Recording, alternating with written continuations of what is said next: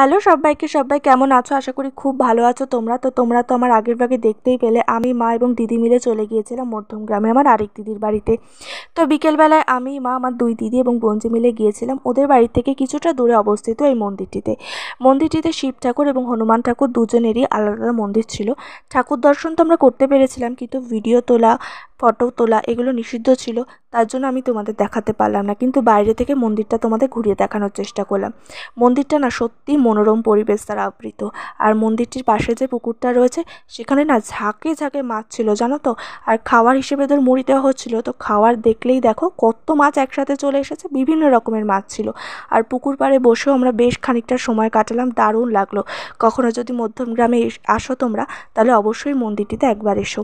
আর রাত্রিবেলা যত হচ্ছিল তত দেখো লাইট জ্বলাতে আরও সুন্দর লাগছিল। তো মন্দির থেকে বেরিয়ে আমরা সবাই একটু বরফ জল খেয়ে নিলাম।